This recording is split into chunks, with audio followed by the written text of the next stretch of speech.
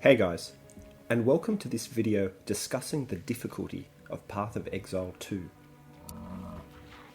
Let's start by mentioning what kind of gamer I am, because the type of gamer you are determines your perceived difficulty and in what parts of the game that difficulty is taking place for you. That is, the leveling experience or the end game.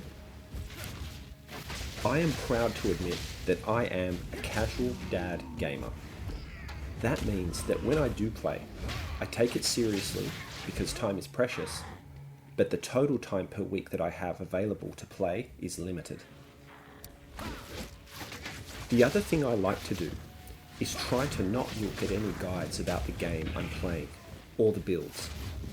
I would only do this if I got stuck completely, had a curiosity about an aspect of the game after I had already passed it, or felt that there was something major I was missing out on in the game. For example, if there was a mechanic I didn't fully understand, then I might do a search to get a little guidance in order to maximize the gaming experience. This means that I may be playing the game or using a particular build that is completely suboptimal, which is completely fine by me, but this will definitely add to the perceived difficulty. PoE 2 was released in December 2024, and at the time of this video, it is late February 2025. So 3 months have elapsed, and in that time, I still haven't finished Act 3 yet. I reached it in January, so I have been there for over a month now, and my playtime during that month has been quite minimal. I will put that down partly to life priorities, but if I think about it a bit deeper, it is also partly due to the difficulty. So let's preface this video by saying that my perspective is from someone that never played PoE 1, is currently level 45, and is yet to complete Act 3. However, surely this is still valid. Surely there must be other gamers like me who don't play as much and are going through the same experiences I am. If Acts 1 to 3 is all we casual gamers experience over a couple of months, then that is its own unique experience and no less worthy of talking about compared to Endgame, but a vastly different experience indeed. What's this? Okay, so let's talk about the game. The core thing that makes PoE 2 difficult is that you die very quickly. Enemies inflict high damage, and without knowing it, your health can deplete from full to zero in seconds or less.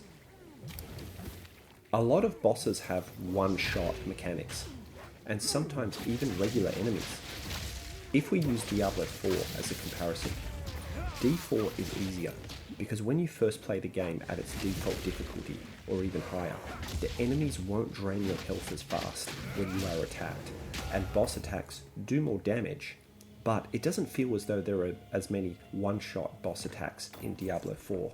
Therefore, in Diablo 4, you do die a lot less during the leveling experience. Now, in Endgame, it can be that way, but you at least have a choice in difficulty selection, and you've chosen to play at that setting. I know D4 has its issues, but that's the topic of a video by itself. In PoE 2, the default difficulty setting is quite hard. When you die in PoE 2, you go back to the nearest checkpoint. The problem is, all the enemies have respawned in the map. The only good news here is that the parts of the map you have explored so far remain visible. Therefore, if you have explored a whole section of the map already, then die, you can skip the areas you've already explored and try to explore the unexplored areas. The exception to this would be when the only way left to go that's unexplored sits on a part of the map that requires travelling through previously explored areas to get to. A tactic I use is to try to explore the map enough to get all of the checkpoints first, before going into the areas next to the checkpoints. For example, let's say you start exploring the map and uncover your second checkpoint. Right next to that checkpoint, it looks like there's a small arena. You enter. Sure enough, you are now in a mini boss fight. What if you die? If you do, that's fine. You restart at the checkpoint right outside the boss and can fight them again immediately. But when you then head off afterward to go for more checkpoints, the enemies in the map have reset. So if you keep repeating this process of dying to the mini-bosses, then exploring afterwards, you will have a lot of repeat clearing of enemies in the map. Whereas in theory, you could go around and tag all of the checkpoints without dying, identify where the map exit is, then go back to each checkpoint and fight the mini-bosses one after the other. If you die, you can immediately teleport to any checkpoint and not have to re-clear the map. There are two downsides to this though. One, if you actually want to level your character more, you're missing out on experience. And two, you need to make sure you're not interrupted, because if you need to log out for any reason, then you've lost the map progress that you've made because you're trying to do it all in one go. This is just an issue I felt having limited time for play sessions, and even clearing one whole area was stretching the time limits of my allocated playtime. Overall though, the difficulty and penalty for dying causes me to adopt a cautious approach to clearing the level, and does add to the appeal of the game. To me, it was reminiscent of playing Diablo 1, which adopted a more cautious approach and not trying to take on too many enemies at once. I think that the acts advance nicely in difficulty. There is definitely a step up from 1 to 2, then 2 to 3. But given that this is just in early access, and there's meant to be 6 acts in the full release, at this rate, imagine how hard acts 4 to 6 will be. I do predict though that part of the difficulty in the early access is in part due to the reduced items and abilities available to the player's arsenal. Perhaps in the full game, Acts 1 and 2 will feel like Act 1 now. Acts 3 and 4 in the full game will feel like Act 2 now. And Acts 5 and 6 in the full game will feel like Act 3. But let's see. An example of annoyance that stems from the difficulty is that a death can come out of nowhere, due to how quick your health can deplete. It's not like you've made a series of crucial errors and deserved it. All it can take is just one error and you will be dead. You can be clearing out an area and it actually feels easy. You were doing great damage, clearing packs of enemies fairly quickly, picking up some loot along the way, then bam! Out of nowhere, you just die. And it comes as a surprise. Then, a bit of despair sinks in as you realise you haven't uncovered a checkpoint or waypoint in a little while. And now, the map is full of monsters again. While I think this situation is exacerbated by the random nature of the map, overall, I still like the randomness, as I believe it adds to the overall replayability of the game. I think if the map was always static, there would be less frustration when dying while exploring it, but the game would lose appeal on multiple playthroughs.